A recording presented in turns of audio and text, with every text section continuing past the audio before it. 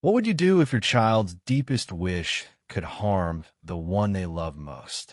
In the quiet hum of our suburban home, the question hung heavier than the scent of fresh paint drying on the walls.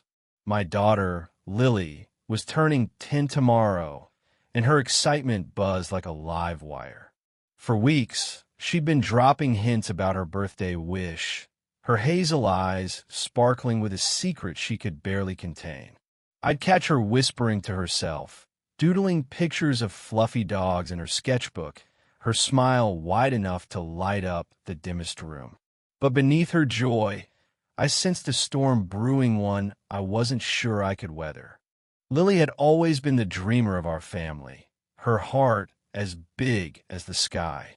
She'd spend hours imagining adventures, weaving stories where she and her younger brother, Max, were heroes saving the world.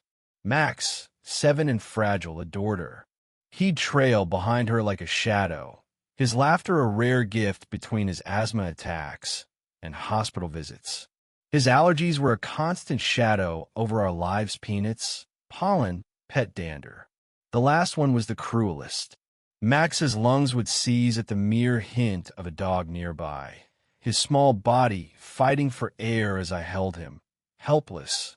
The morning before Lily's birthday, I found her in the kitchen, her hands clasped tightly, her face a mix of determination and nerves. "Mom," she said, her voice trembling with hope, "for my birthday, I want a puppy." My heart sank. I'd known this was coming. Her drawings, her whispered dreams, but hearing it aloud felt like a punch. I forced a smile, buying time. "A puppy, huh? That's a big ask, sweetheart."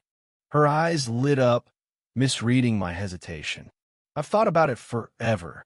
I'll take care of it, I promise. I'll feed it, walk it, everything. I even picked a name, Sonny." She pulled out her sketchbook, showing me a drawing of a golden retriever with a lopsided grin. It was so vivid, so full of love that my throat tightened. How could I tell her no when her heart was so set on this?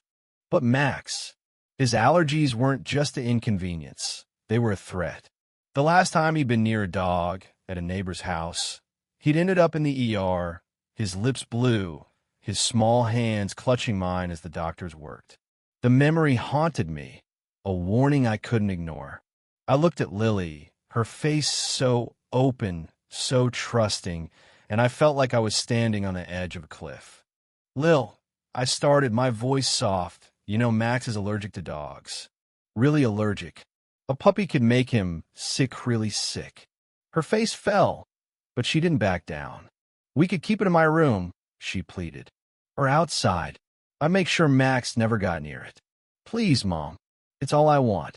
Her voice cracked, and I saw the tears welling up, her hands gripping the sketchbook like a lifeline. I wanted to give in, to see her smile again, but the image of Max gasping for breath held me back. I took her hands, my own trembling. "I know how much you want this, honey, but Max's health has to come first. We can't risk it." Her lip quivered, and she yanked her hands away, running to her room. The slam of her door echoed through the house, and I stood there, frozen, wondering if I'd just broken something I couldn't fix. That night, I couldn't sleep. Lily's sobs carried through the walls, each one a knife in my chest. Max, oblivious, slept soundly in his room, his inhaler on the nightstand. I sat at the kitchen table, staring at Lily's sketchbook, her puppy drawing staring back at me. I wanted to make her happy, but how? A hypoallergenic dog might be an option, but they were expensive, and even then, there was no guarantee Max would be safe. I felt trapped, torn between my daughter's dreams and my son's life. The next morning, Lily's birthday dawned bright and cruelly cheerful. She came downstairs, her eyes red, but her chin set, determined to put on a brave face. Max bounced around her, singing an off-key happy birthday, oblivious to the tension. I'd planned a small party cake, balloons, her favorite pizza, but the absence of her wish hung over us like a cloud. Then, just before the guests arrived, the doorbell rang. It was Mrs. Carter, our elderly neighbor, holding a small, wriggling bundle of fur. "I heard it's someone's birthday," she said, beaming as she held out a puppy Fluffy, golden, exactly like Lily's drawing. My stomach dropped. Lily's eyes widened, her hands flying to her mouth. "Sonny," she gasped, as if her sketch had come to life. Max, standing nearby, started to cough, his face paling. I rushed him to his room, grabbing his inhaler, my heart pounding. "Mrs. Carter," I said, my voice tight as I returned, "Max is allergic. We can't have a dog." Her face fell, and she stammered an apology, explaining she'd found the puppy abandoned and thought it would be a perfect surprise. Lily, clutching the puppy, looked at me with desperate eyes. "Please, Mom, just for today. I'll keep him outside. Please."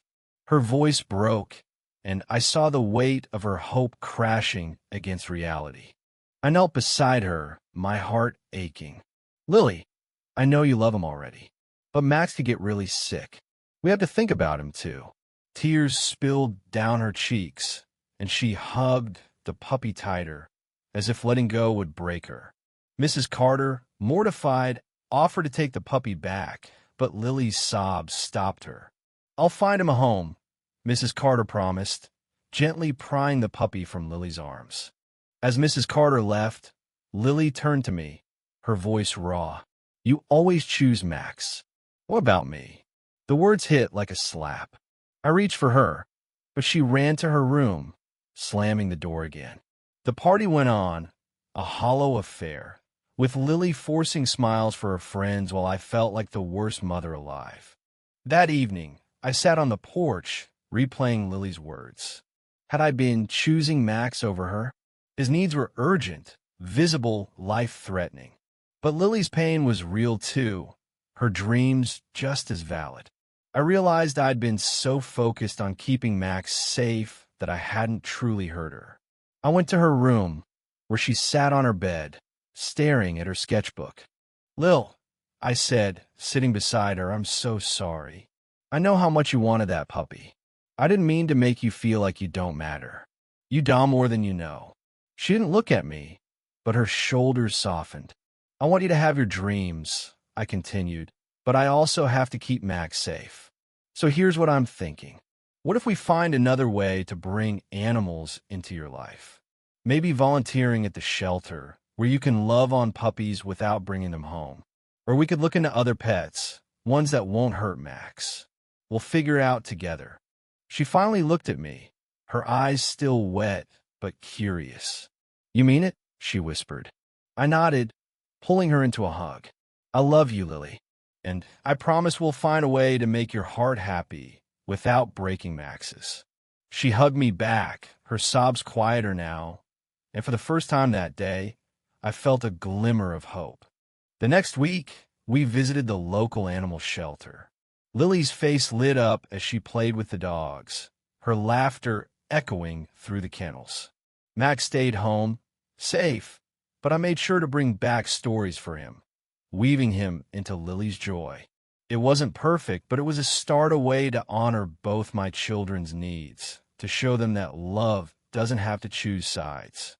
As we drove home, Lily clutched a volunteer badge, her smile brighter than I'd seen in days. "Thanks, Mom," she said softly. And in that moment, I knew we'd find our way through, one careful step at a time.